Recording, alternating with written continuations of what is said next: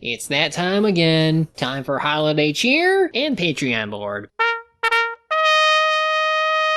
I'm sure you all know how this works by now, so let's not waste time. The movie critic dude has requested that I do this movie from 2008, Horton Hears a Who. This gives me a chance to talk about the joy that is Dr. Seuss. Theodore Seuss was an American writer and cartoonist whose work in children's books have captured the love and attention of children and adults from all over, given their strange and otherworldly designs to morals that can be understood by all. There were many different adaptations of his work, such as those from Chuck Jones animations, and even those produced by Cat in the Hat Productions. Whether you prefer the books or the cartoons, because if people can still take joy in seeing people learn from even children's media, then it's worth knowing about. Now, with the exception of Horton Hatches the Egg and Gerald McBoing Boing, feature-length films of his work didn't start until 2000 with How the Grinch Stole Christmas by Universal Pictures. And well, let's just say that this is where the adaptations started becoming less faithful in their approach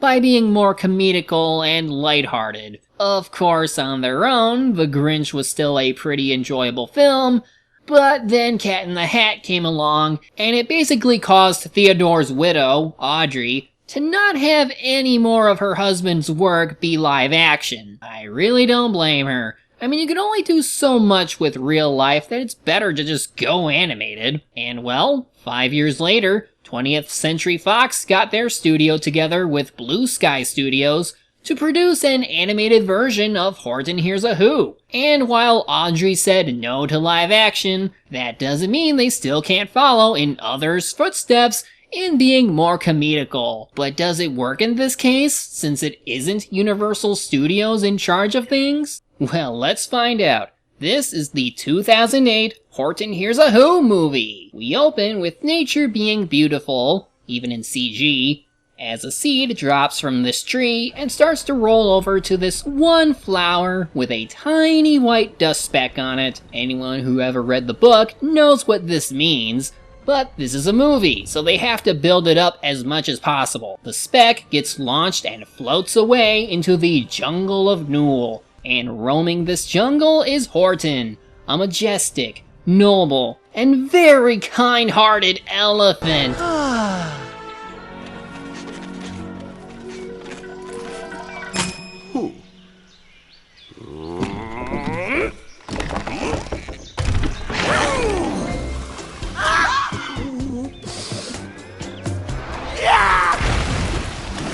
Yeah, as part of their telling of the story, they narrate parts of the original book, though they do come up with a lot of original stuff, but add in their own flair with different animation bits. It works pretty well, for the most part. It also depends on who's playing who, and here, Horton is voiced by Jim Carrey. Good morning, class. Are you ready? Yeah!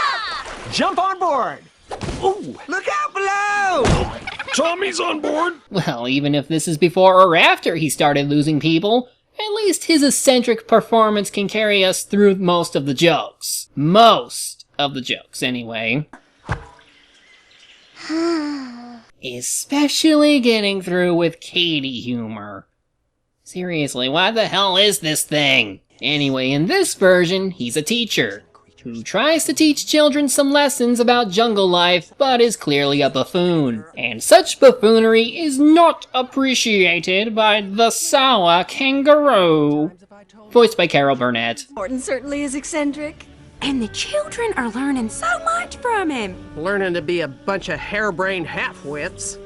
And that's why my Rudy is pouch-schooled. Well, they got her character down right, though I think her son is a lot nicer in this version. Okay, let's just say for the record that everyone who is in the book that's in this movie is more exaggerated here. This is much like the earlier films, but what will determine how well it does as an adaptation or as a standalone film will be how well everything is written, and while here things can go up in quality, it can also go down. Then he heard it again, just a very faint yelp, as if some tiny person were calling for help.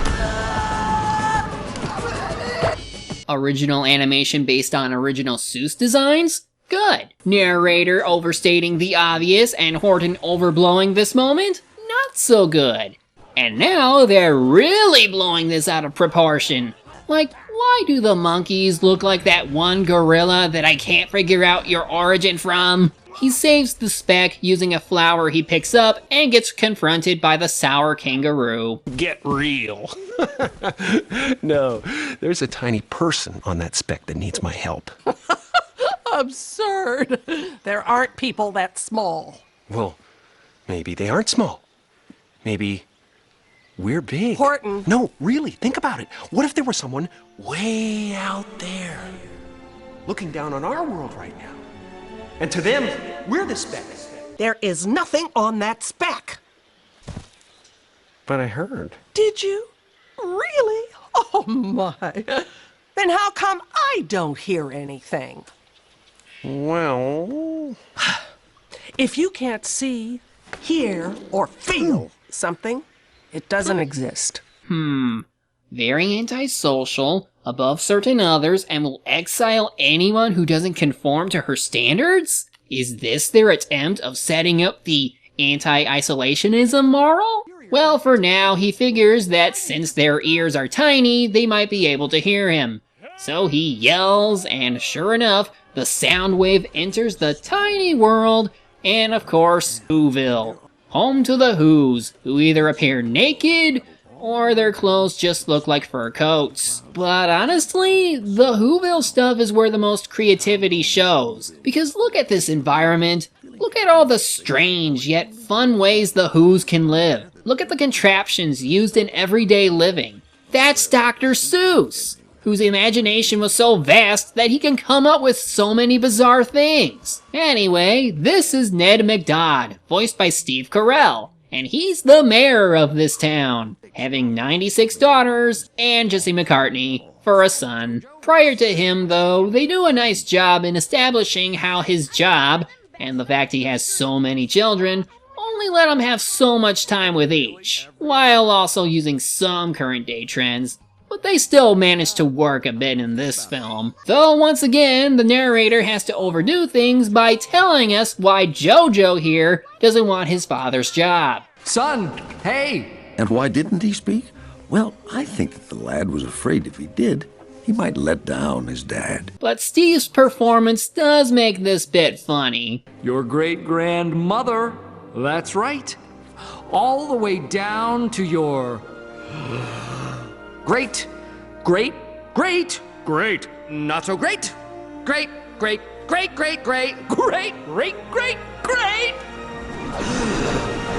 grandfather. Again, it seems to go up and down in quality, but when they hit, they stick. Of course, sometimes it's mostly just how over-the-top Jim Carrey can be as Horton. Seriously, why do you have to act like this over a freaking speck? Have you lost your mind? Also, hi, Seth Rogen. We can be a secret society that controls the balance of power in the world. Horton. And no one else can join unless they wear funny hats. Listen, Horton! The chair recognizes Brother Morton. I'm really happy you found this speck and all, but you might want to think about keeping it to yourself. Hey, don't you dare start talking about keeping it to yourself when you made out with a bun. And some other things, but still, don't you judge him. Soon as he starts telling the children not to tell anyone about the speck, which it sounds like they will, but Horton's an idiot, so whatever, Ned starts to notice things are off. And unfortunately, the console, or whatever, doesn't like to hear that anything is bad. I have noticed some odd goings-on in Whoville lately. Good ongoings on. Well, you know, tremors, clouds swirling in the sky, and it seems to me, just to be safe, we might want to consider postponing the Who Centennial. Consider what? Postponing the Who Centennial? What? Speak up, man! Postponing the Who Centennial, all right?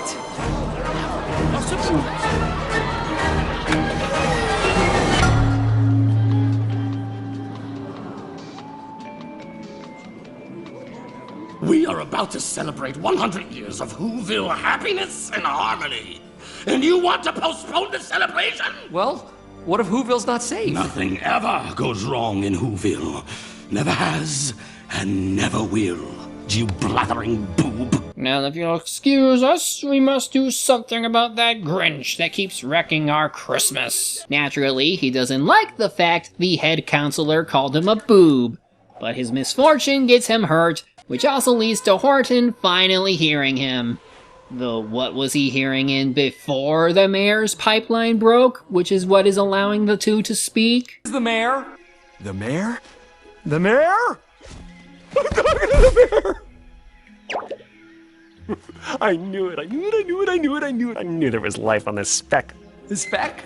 What speck?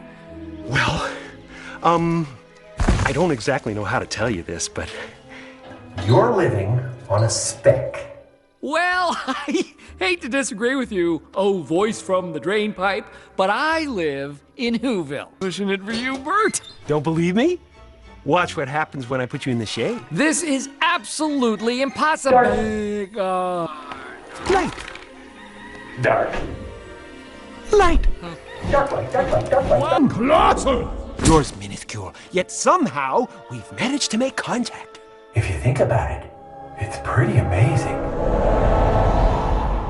Okay, but if any of you start doing this...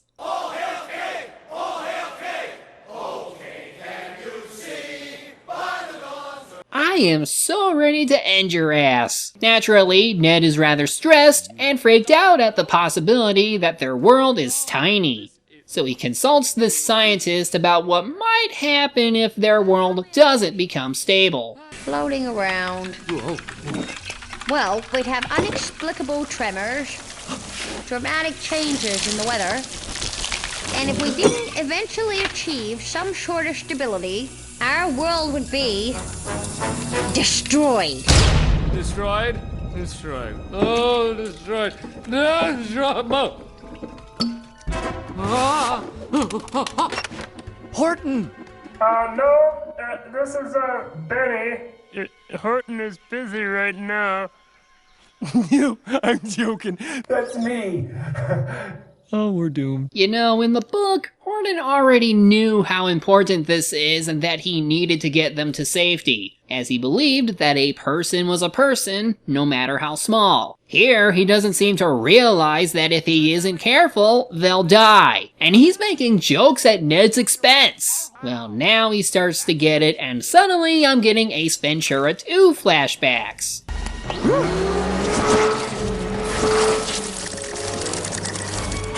What's going on up there?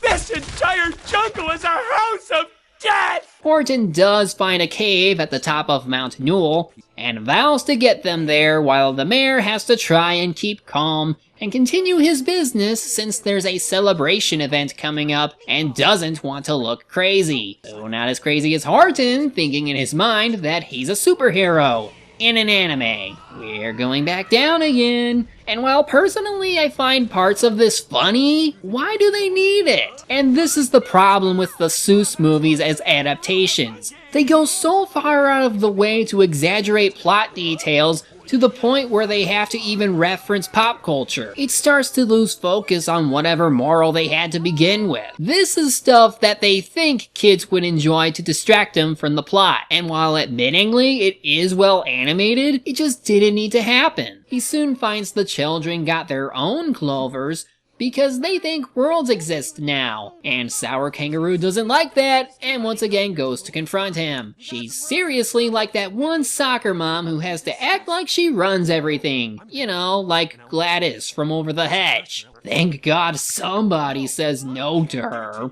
There are people on this speck. Granted, they're very small people, but a person's a person, no matter how small. Oh, he said it. You just crossed the line, Horton. And I'm gonna make you pay. Ooh, it's sick. Probably act swiftly, awesome pachyderm. I mean, how hard can that be?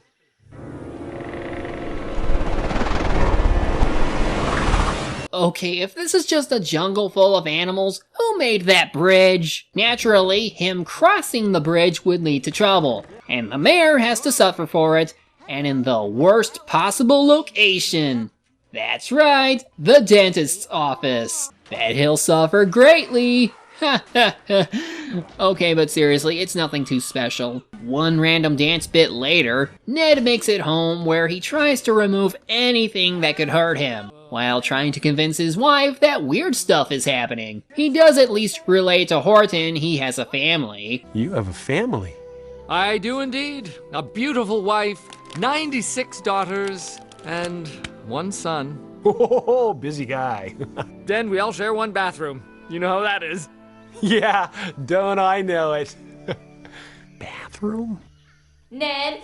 What? Sweetheart, you know you're on the roof, right? I'd say this is the part where he starts to realize his life is rather tough, having this many children, and even looking like he was trying to take control of his son's life. Well, he's only halfway through that. But how did this come from interacting with Horton? Who knows? All we see is Jojo sneaking out to the abandoned observatory, at the same time as Sour Kangaroo going to meet a certain assassin, if you can call him that. Probably the first time I've seen her actually scared, for a moment or two. And he actually thinks there are little people on it. I want that clover destroyed. Sure, what a big deal this is. For you, bro. I'd do it myself, but being a lady, I prefer not to get my hands dirty. But I hear you have no problem with that. No. No problem. Easy peasy. But I will only do this for a price. In exchange for a brand new pair of... No. This... little kangaroo. Mom! Quiet, Rudy. Mommy's thinking it over. Good God, is she really considering giving up her child to this monster? No, she just teases Vlad with getting another to do the task for her, and he eventually decides to do it for free. The next morning, Ned wakes up to the scientist, whose name is Mary Lou by the way, telling him he was right in his original hypothesis as it has snowed in the summer, which translates to the morning chill. But that gets fixed not long after.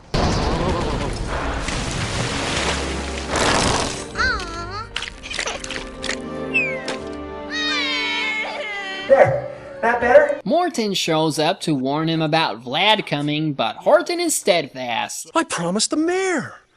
I meant what I said, and I said what I meant.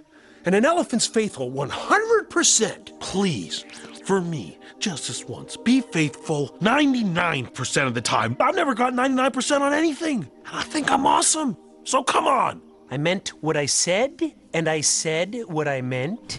This is almost making me wish Jim Carrey was in Sausage Party, just so I can reference it over these two talking. With the threat of Vlad coming, Horton tells Ned to get everyone underground, but of course, he tells him that the council won't listen to him. But after this chase sequence, which causes the city to go nuts, he's soon convinced of talking to the people. I'm declaring a state of emergency! Don't worry! Don't worry! The mayor is just being a moron. No, wait! Whoville is in terrible danger! Everyone needs to get down to the underground storage area immediately! Fine.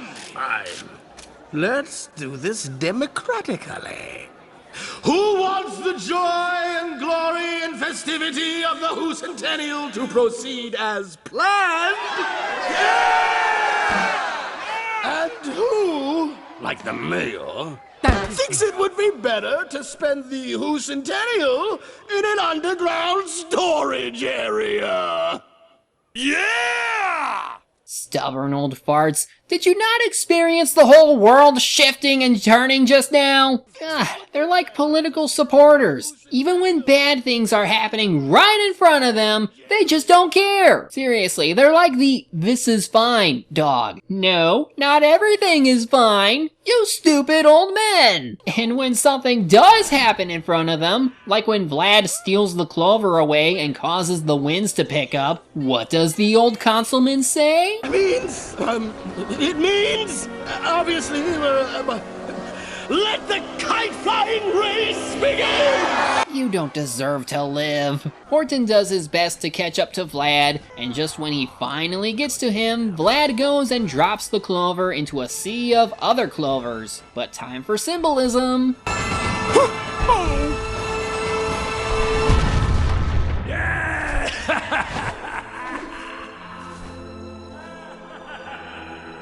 Okay, let's first get past the part where he has to find the flower. He goes through all 3 million of them until he finally finds them again. But is he too late? Mayor!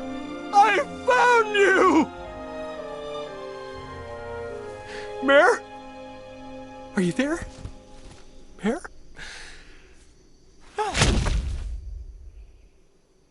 Mayor!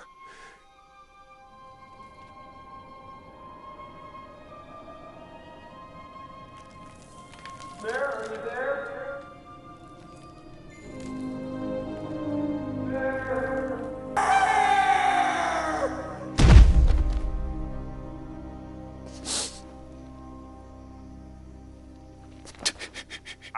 No, this is Floyd. Can I take a message?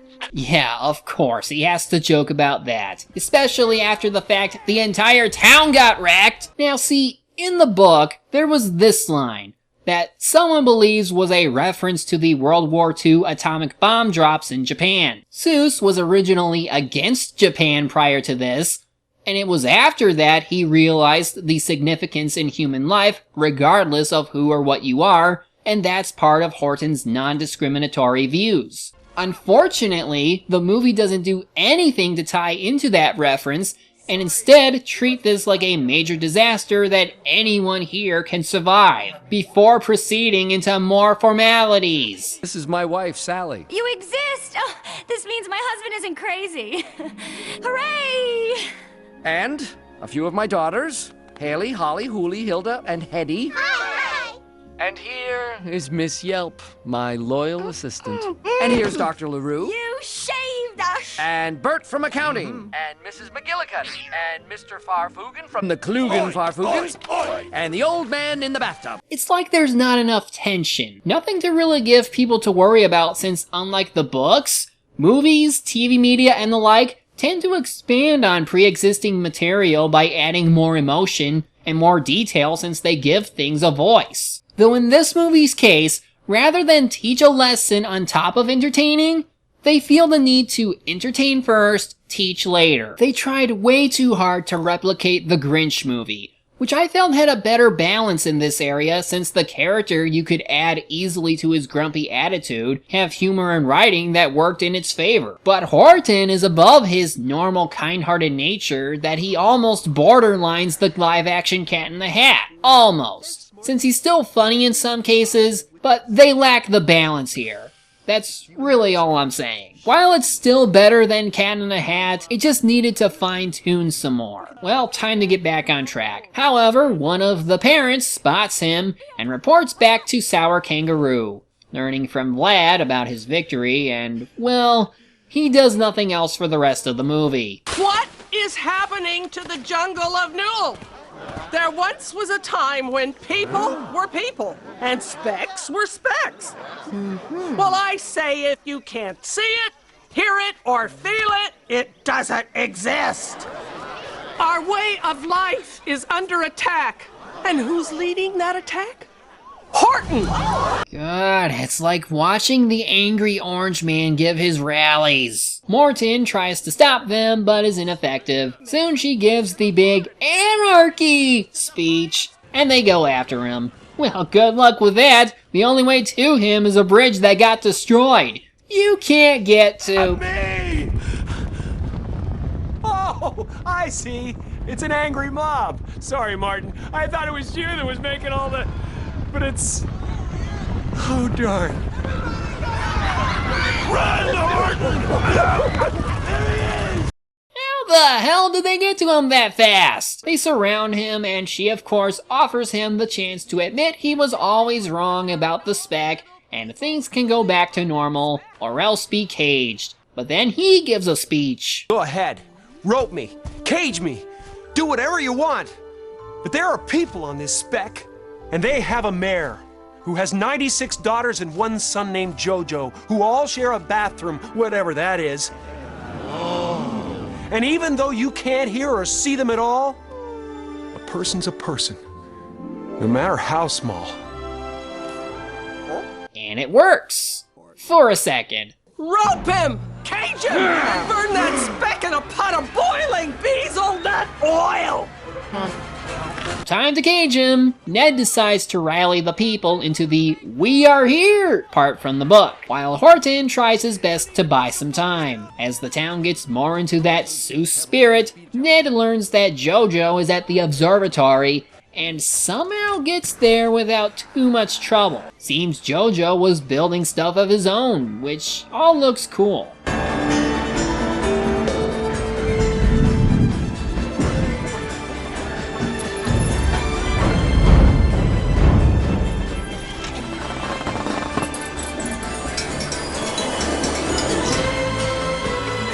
And it also adds to the sound wave needed to reach the outside world. But it isn't enough. So Jojo has one more plan.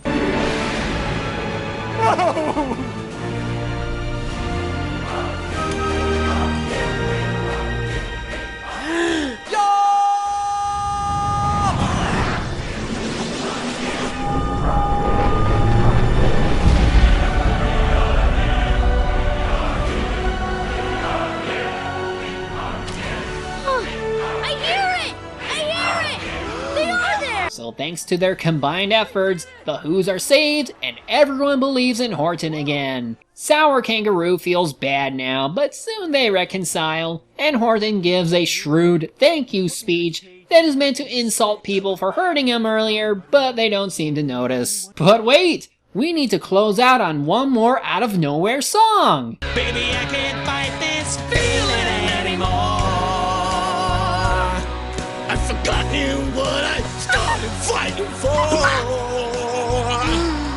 And if I have to crawl upon your floor, come crashing through your door, baby. Okay, movie, you had enough. Can we end now? And so, all ended well for both Horton and Whos, and for all in the jungle, even kangaroos. So let that be a lesson to one and to all. A person's a person, no matter how small.